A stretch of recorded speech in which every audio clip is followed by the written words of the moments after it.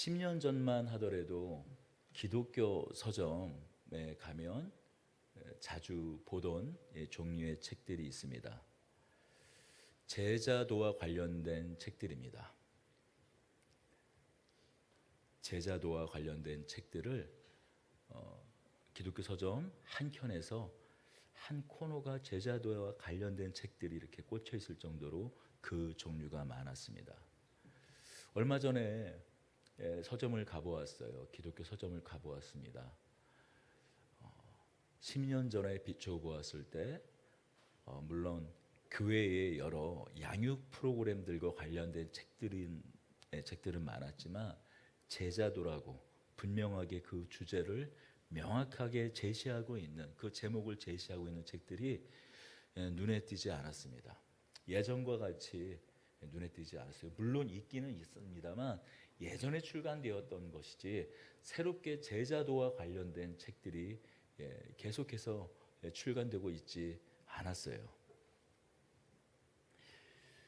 왜 이런 현상이 있을까요? 이제 더 이상 제자도와 관련된 연구, 성경 공부, 제자도와 관련된 메시지가 이 세상에 필요 없기 때문이었을까요? 우리 성도들 가운데 제자도와 관련된 정체성이, 예수님께서 우리를 어떻게 부르시는지, 우리의 삶이 무엇인지 제시하고 있는 그 제자도와 관련된 이 메시지가 이제 이 세상 가운데 성도들에게 더 이상 이제 필요치 않기 때문에, 우리가 그 제자의 길을 너무나 잘 따르고 있기 때문에 이제 더 이상 그런 책들이 나올 필요도 소용도 없기 때문일까요? 아닌 것 같습니다. 부담스러운 주제이기 때문이에요. 제자도 어떻게 보면 성도의 다른 말, 그것은 제자인데, 성도라는 말과 제자라는 말은 같은 말인데, 성도 따로 있고 신자 따로 있고 제자 따로 있는 것처럼, 마치 제자는 어떤 목회자나 어떤 소명을 받은 선교사나 마치 그런 사람들만 제자인 것처럼 그렇게 여기는, 여러분 제자의 삶을 삽시다. 그러면 어떤 삶을 하나님께서 요구하는지, 예수님께서 우리에게 요구하는지 바로 알기 때문에 성도들이 너무 똑똑해서 그 말을 하며 바로 하나님께서 우리에게, 예수님께서 우리에게 무엇을 요구하는지, 주님께서 우리에게 무엇을 요구하는지 바로 알기 때문에 부담스러운 주제가 되었기 때문에 이제 더 이상 교회에서 제자도를 얘기하는 것 같지 않아요. 그도 그럴 것이, 강남 한복판에서 제자도를 설파하며 성장한 교회가 있어요. 여전히 그 사역을 합니다. 여전히 제자훈련원이라는, 앞에는 가로치겠습니다, 제자훈련원을 운영하며 제자도를 말하고 있지만 그 어떤 성도도, 그 어떤 신자도 더 이상 그 교회가, 아니 세상의 그 교회를, 제자도가 있는 예수님을 따르는 제자들이 어떤 삶을 살아야 하는지 그 길을 보여주는 교회라고 여기지 않습니다. 그냥 브랜드일 뿐이에요. 그냥 슬로건일 뿐입니다. 또 어떤 목사님은 자네 정령 그 길을 가려나, 그런 책으로 목회자의 길을 가겠다고, 참된 제자의 길을 가겠다고 그렇게 작정한 사람들의 길을 막은, 발목을 붙잡은 그런 목사님이 계셨어요. 그러나 은퇴를 그렇게 오래 남겨두지 않은 어느 때 갑자기 소리 소문 없이 사라졌습니다. 왜요? 불륜이 발각되어서, 물론 대외적으로 매스컴을 막았는지는 모르겠지만 그가 왜 갑자기 강단에서 그의 설교 사역으로, 그의 수많은 책들로 유명세를 떨쳤던 그가 왜 소리 소문 없이 사라졌는지 알만한 사람은 다 알고 있습니다. 그를 세상에 알린 책은 바로 이런 제목이었습니다. 자네 정령 그 길을 가려나. 가지 말라는 거예요. 어지간하면, 아니 할 수만 있다면 그 길을 가지 말라는 그런 제목의 책이었습니다. 그렇습니다. 제자의 길은 부담스러운 제목과 주제입니다. 그렇기 때문에 오늘을 살아가는 성도들에게 제자로 삽시다, 우리가 제자의 길을 가야 합니다라고 말하면 부담스러워합니다. 이제 그래도 한 성도로 한 1, 2년 살면 제자라는 그 말이 주는 그 무거움을 알기 때문이에요. 성도들은 똑똑합니다. 성도들보다 목회자들은 더 똑똑해요. 그래서 부담스러운 주제와 제목은 요리조리 피해가요. 그렇게 값싼 위로만 전합니다.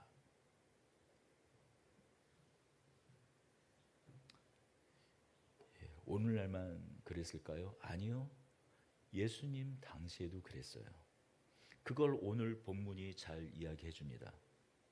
자, 그렇다면 오늘 우리가 읽은 이 이야기가 말하고 있는 제자는, 물론 제자와 관련된 그 주제를 다루고 있는 제자의 정체성을 우리가 살펴볼 수 있는, 발견할 수 있는 그런 본문은 많습니다. 그러나 어쩌면 오늘 본문이 제자도가 무엇인지, 제자의 길, 제자의 삶이란 무엇인지 오늘 본문은 잘 이야기해 주고 있어요. 자, 그렇다면 제자는 누구일까요? 제자도는 무엇일까요?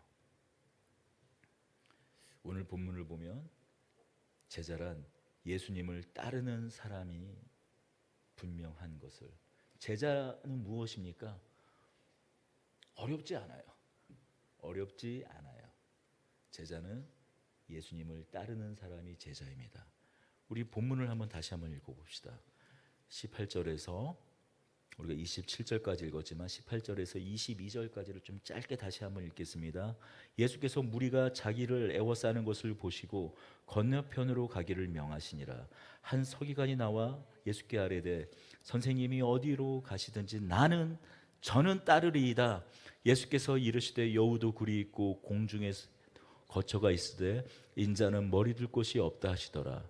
제자 중에 또 한 사람이 이르되 주여 내가 먼저 내 아버지를 장사하게 허락하옵소서.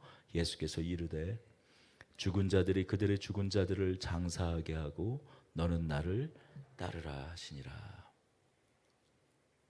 제자는 어떤 사람입니까? 오늘 본문이 얘기해 주고 있어요. 예수님을 따르는 사람입니다. 예수님이 가시는 곳이 어디든, 예수님이 가시는 곳이 어디든, 어디로 가시든지 저는 따르리이다. 한 서기관이 말해요. 예수님, 선생님이 어디로 가시든지 저는 따르겠습니다. 그래요.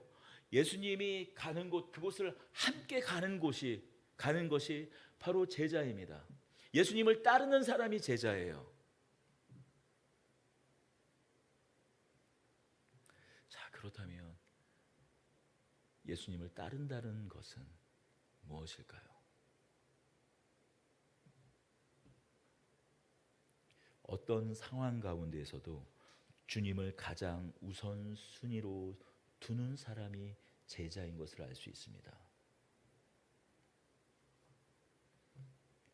스승이 가는 곳, 어디든지 어디로 가든지 그 길을 함께 가되 그곳이 어떤 곳인지 분명히 알고 따르는 사람.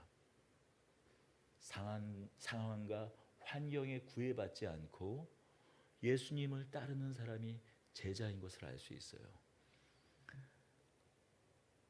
20절 읽어보십시다. 예수께서 이르시되 여우도 굴이 있고 공중에 새도 거처가 있으되 인자는 머리 둘 곳이 없다 하시더라.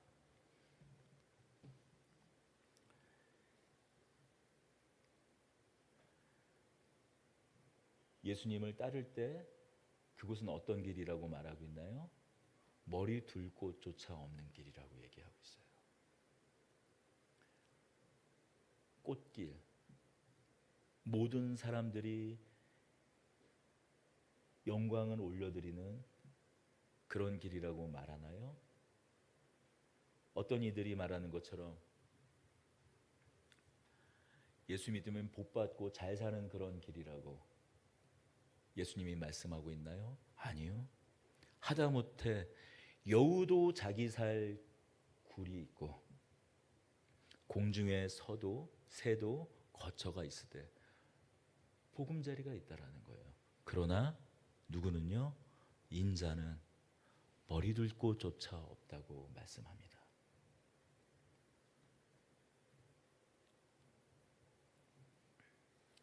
제자의 길은 비루하고 어쩌면 남루하기 그지없는 길이라고 말씀하는 거예요.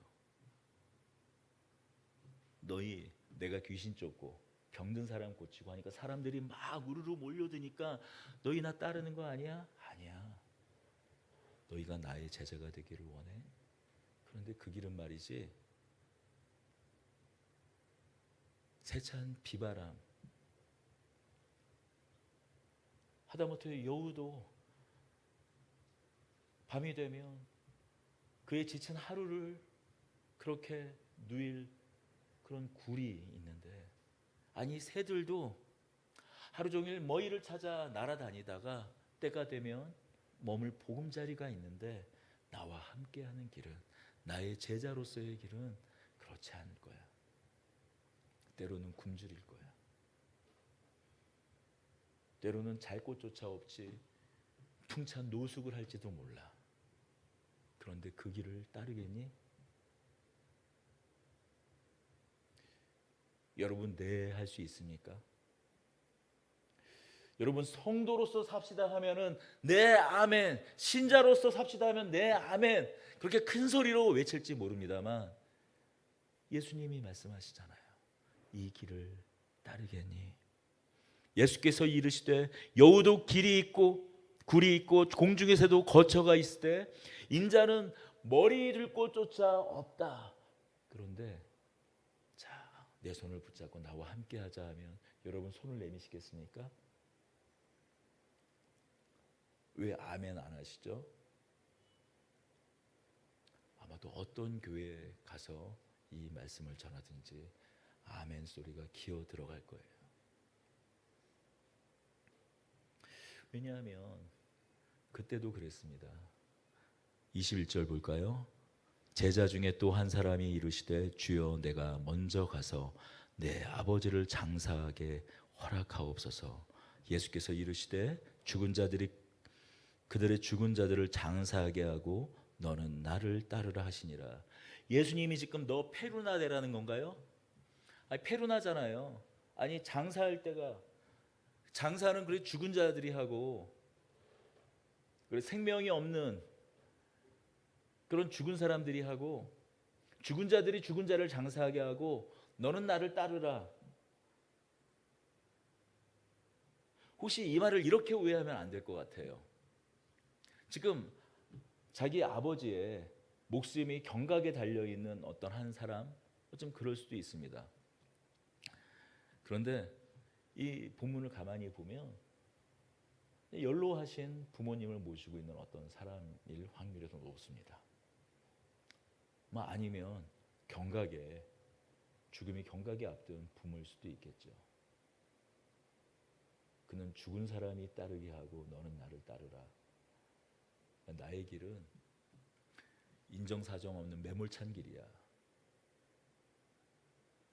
페루나가 되라는 말씀일까요? 아니요. 예수님은 그러신 분이 아닙니다. 우리가 기억해야 할 사실, 예수님은 하나님이십니다. 하나님의 아들이셨어요. 그런 하나님의 아들께서, 우리가 공생애라고 하죠. 예수님께서 공적 생애를 살아가기 시작한 나이는 30세였어요. 예수님 당시에 제사장 레위인 중에 제사장의, 그러니까 아론의 그 반차에 속한 그 집안 사람들이 대를 이어서 제사장이 되지 않습니까? 이 제사장으로 공식적인 업무를 시작하는 나이가 몇 세였을까요? 20세였어요. 20세. 20살이 되면 공적인 그런 업무를 시작했습니다.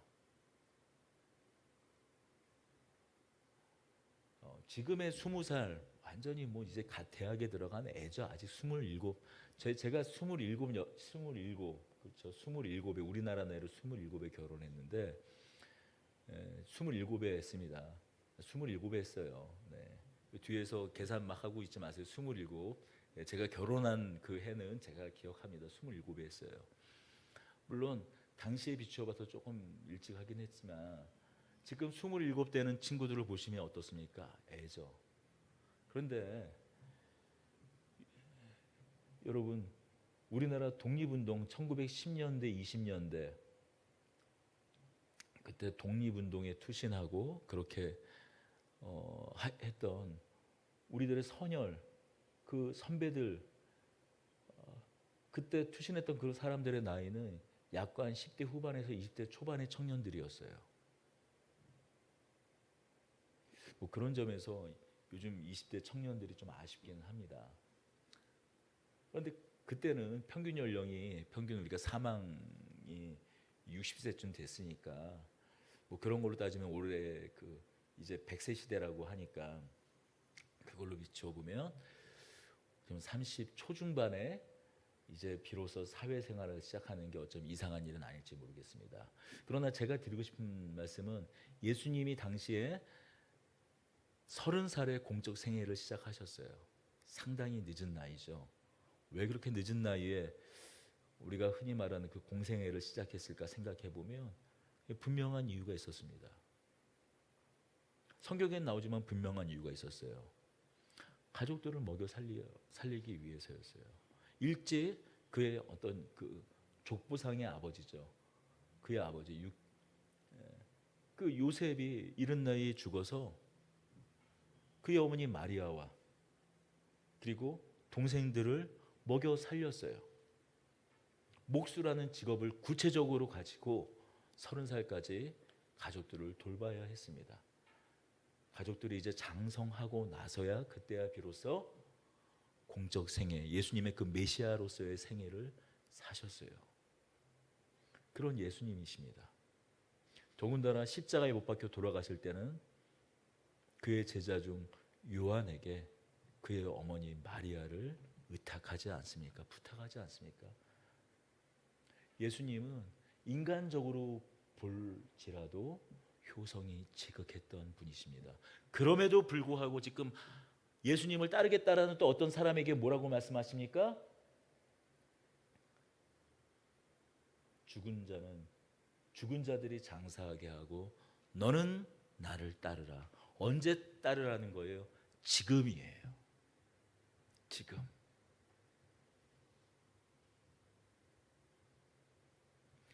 지금이라는 겁니다.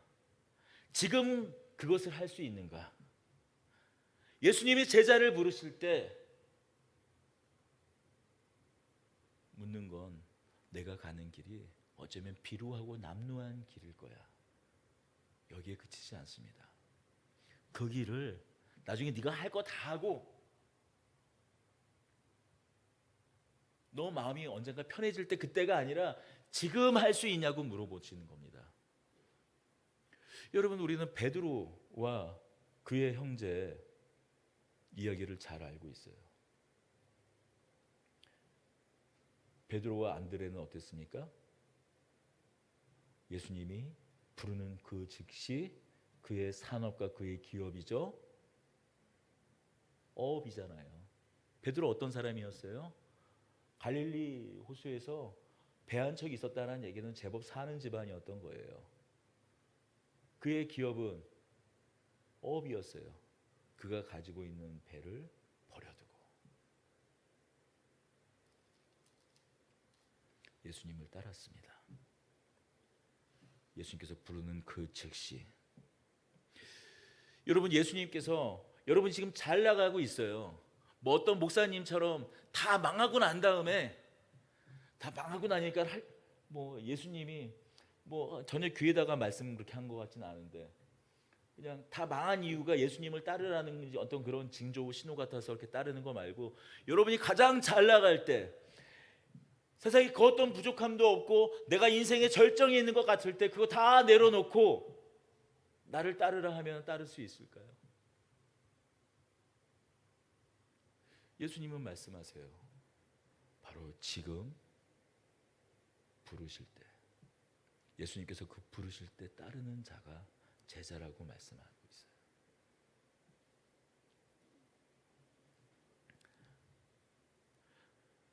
다른 곳에서는 이 본문과 병행되는 구절에서 이 말을 듣고 어떤 사람의 표정이 어두워지고 떠났다고 얘기하고 있습니다. 이 말씀은 심히 어렵도다.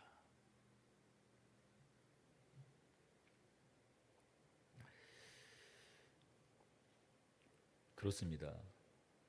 제자는 어떤 사람인가? 그곳이 어떤 곳이든 예수님이 부르는 즉시 따르는 사람이 제자라고 말씀합니다.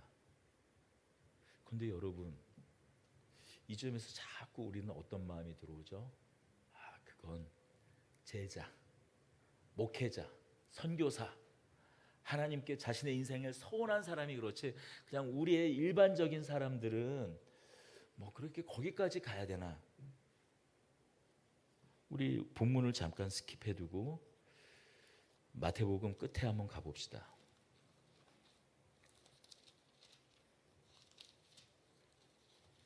제자가 어떤 사람들인지 16절에서 20절 같이 읽어보겠습니다. 큰 소리 읽겠습니다. 11 제자가 갈릴리에 가서 예수께서 지시하신 산에 이르러 예수를 배웠고 경배하니 아직도 의심하는 사람들이 있더라.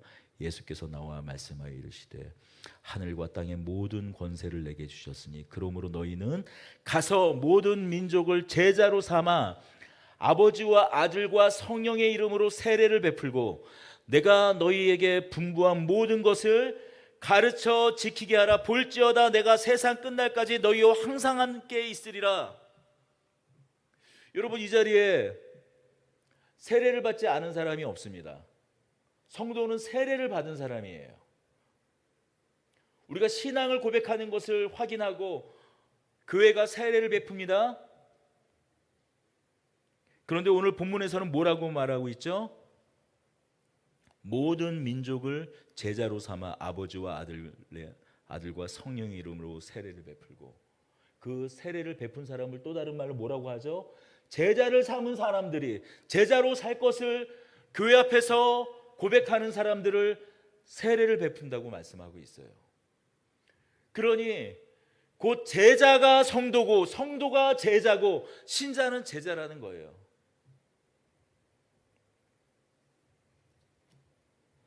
예수님의 이 말씀, 다시 본문으로 돌아와서 제자는 예수님과 함께하며 그가 어디로 가든지 따르는 사람, 그곳이 머리들 꽃조차 없는 길이라 할지라도, 때로는 비루하고 남루한 길일지라도 예수님이 따르라 하실 때, 지금 나의 손을 붙잡고 같이 가자 하실 때 따라 나서는 사람들이 제자라는 거예요. 여러분, 그래서 23절을 한번 읽어보십시다. 배에 오르심에 제자들이 따랐더니, 여러분, 그 배의 건너편으로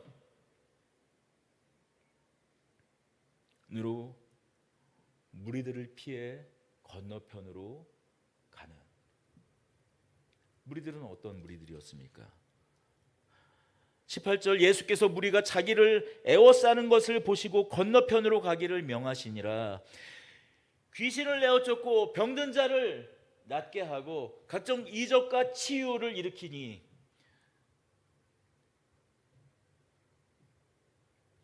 떡 5덩이와 물고기 2마리로 그렇게 먹이시니까 다 예수님을 추앙하고 따라요.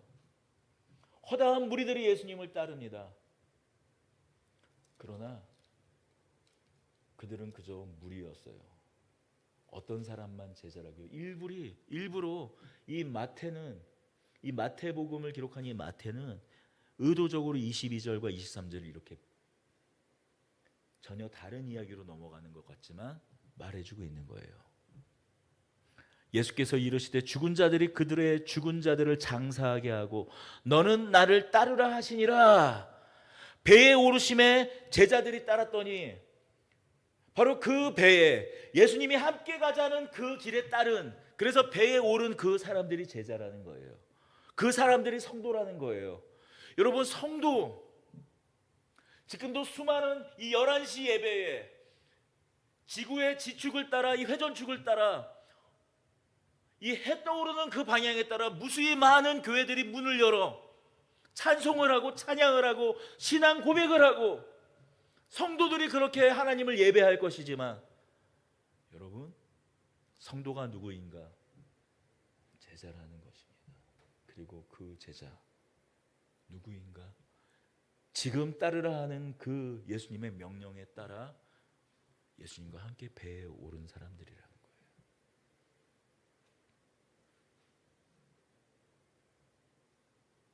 거예요. 표정이 좋지 않습니다. 표정이 좋지 않아야 되는 게 너무 당연한 거예요. 왜냐하면 이어지는 본문이 우리의 표정을 그렇게 좋게 하지 않기 때문입니다. 어떤 일이 일어나죠? 예수님이 말씀하신 것과 같은 일이 일어나요.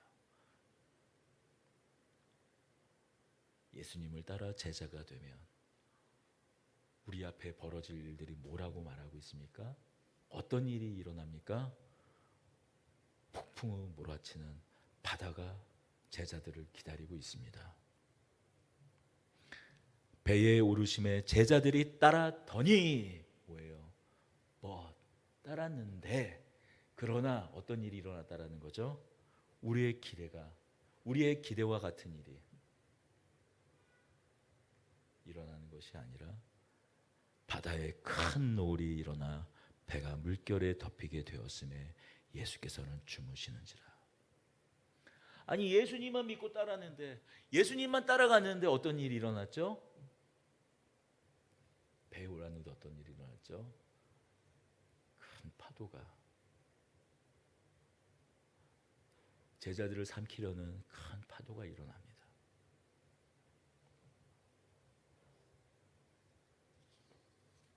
아니, 머리 들고 쫓아 없는 것까지는 괜찮아요. 그런데 파도가 칩니다. 풍랑이 쳐요. 여러분, 이것이 신자가 맞는 인생일 수 있다는 거예요. 제자가 마주치는 현실일 수 있다는 겁니다. 오늘 본문의 이야기는 마치 동떨어진 이야기. 앞서 제자가 누군지 여우는 머리 들고 있는 굴조차 있는데, 하다못해 공중에 나는 새들도 그 보금자리가 있는데, 인자는 머리 들고 쫓아 없다라는 이 말씀, 이 이야기와 전혀 동떨어진 이야기 같지만 이 마태는 의도적으로 그렇게 각오하고 결단한 제자들의 삶에, 그래, 그런 각오가 되어 있지, 그 각오 앞에 벌어지는 생생한 현실이 무엇인지 보여주고 있는 거예요. 세찬 폭풍을 하는 겁니다. 거기에 한술 더 떠 예수님은 주무시고 계세요. 예수님만 태평해요. 우리는 죽을 것 같은데, 우리는 세찬 폭풍에 죽을 것 같은데, 숨이 꼴깍꼴깍 넘어가는데 누구만 태평하죠? 예수님만 태평해요. 우리의 삶의 현실이 그렇지 않습니까? 우리는 죽을 것 같은데 하나님 지금 나타나셔서 우리를 도와주셔야 하는데, 바로 지금이 그때라. 하나님 지금 나타나셔서 하나님 손가락 하나만 까딱하시면 하나님께도 영광, 우리에게도 곁다리로 영광과 감사가 되지 않겠습니까? 하는 그때 하나님이 나타나 주시지 않는 게 우리의 삶의 현실일 때가 있다라는 거죠. 물론 간증을 합니다. 간증에는 그때 나타나 주셨다라는 거 아니에요. 여러분, 간증 집회 가면 모르겠어요. 누구는 위로가 되고 힘이 된다고 하는데 저는 전혀 간증 집회가 위로가 되고 힘이 되지가 않아요. 왜 그 하나님이 너한테만 왜 그렇게 해주셨니? 저는 바로 그런 이 안에 속에 있는 그런 그 아주 쓴뿌리가 그냥 바로 올라갑니다. 그런데 성도분이 꼭 목사들만이 아니라 성도분들의 얘기를 해놓으면은 간증 집회가 힘이 되고 도전이 되었다라는 말씀을 안 하세요. 그냥 그때는 그냥 그렇게 다들 그런 표정을 주니까 같이 그런 표정을 지었을 뿐이지 속으로 오히려 불편했다고 말해요. 왜 나는? 왜 나는? 우리는 하나님의 그 부재 상황을 마주하기 때문이에요. 내가 하나님만 따르기로 작정하고 이렇게 하나님을 믿었는데 때로는 가족들이랑 다 끊어지는 그런 아픔을 맛보면서 옛날 일만이 아니에요. 요즘에도 어떤 가족들 보면 예수 믿는 것 때문에 가족들과 그 사이가 멀어지고 끊어지는 경우도 있습니다. 예전과 같지는 않지만요.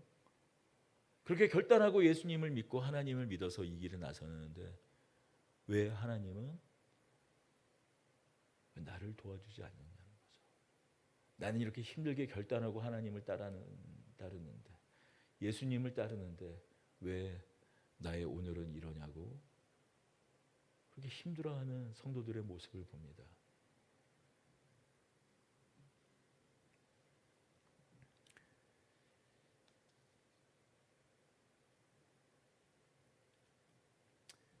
사랑하는 성도 여러분, 그러나 우리가 결코 잊지 말아야 하는 사실이 한 가지 있습니다. 여러분, 우리를 제자로 부르신 분이 하나님이시라는 거예요. 하나님의 아들 예수님. 그 예수님은 하나님이시라는 겁니다.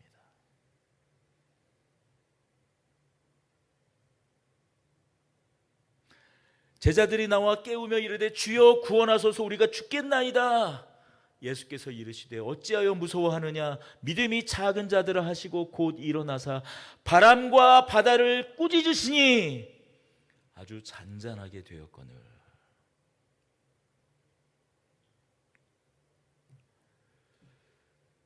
예수님은 그저 우리의 영혼을 구원하시는 정도의 분이 아니세요. 예수님은 어떤 분이시라고 지금 마태는 말하고 있는 것이죠. 이 세상을 창조하신 분이라는 거예요. 배를 타고 가다가 파도가 일어요. 우리가 백날 소리쳐 봐요. 바다야 잠잠해져라. 목소리가 쉬도록 아무리 큰 소리를 외쳐도 여러분 바다는 잠잠해지지 않습니다.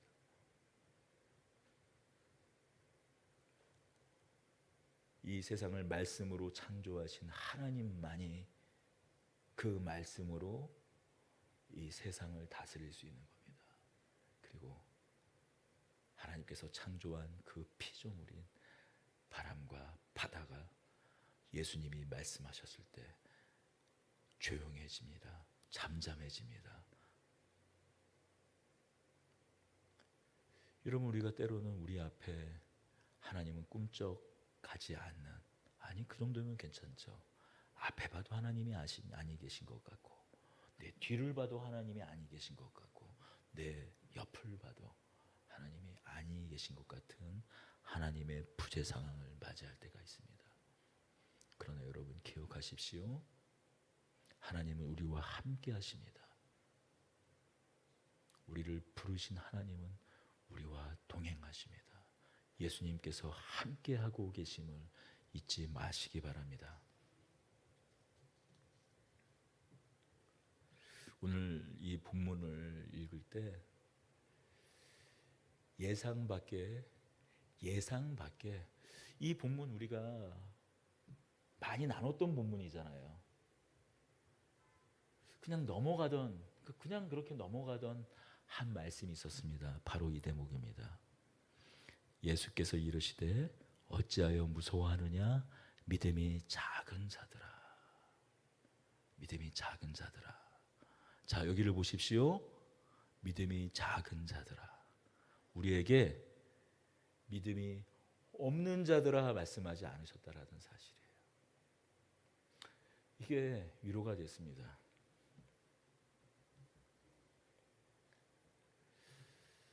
제가 여러분 앞에서 이렇게 목소리를 크게 높이고 목에 핏대가 서서 이야기를 하지만 예수님께서 저를 부르신 이후에 그 삶을 돌이켜보면 제자이기 전에 그냥 성도로서도, 물론 여기서 제자 따로 성도 따로 그 말씀을 드리는 것이 아닙니다. 그냥 하나님을 믿는, 예수님을 믿는 신자로서도 너무나 부끄럽기 때문이에요.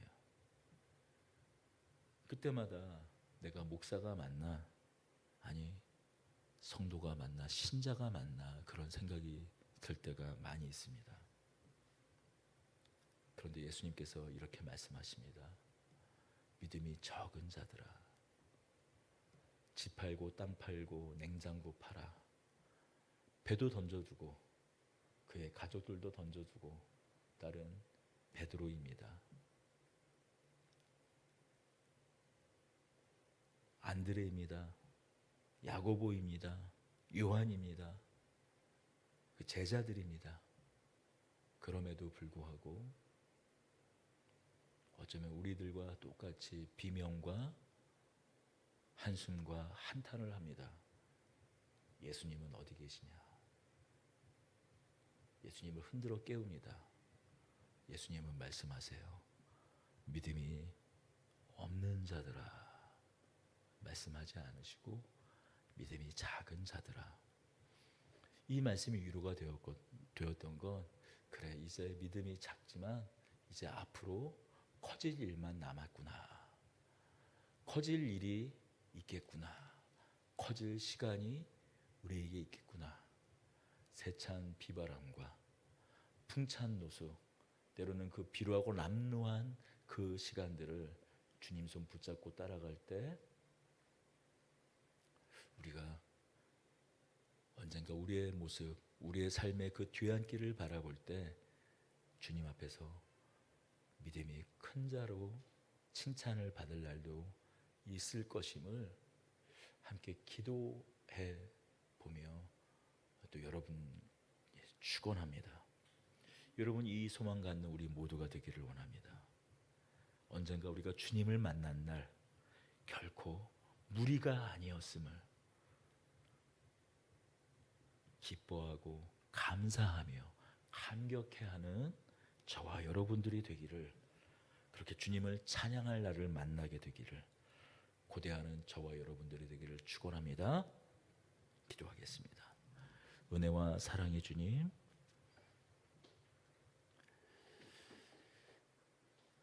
제자로 사는 길이 만만치 않습니다. 주님, 저희에게 힘을 주시고 때로는 저에게 필요한 믿음도, 더 큰 믿음도 작은 믿음이 아니라 큰 믿음으로 나아갈 수 있는 힘을 주옵소서. 지금은 비명과 한탄과 소리를 치고 있지만 언젠가 주님의 제자답게 세상을 향해 꾸짖고 힘차게 포효할 수 있는 또한 저희들 되게 주님 은혜 베풀어 주시옵소서. 우리 주 예수 그리스도 이름으로 기도드립니다.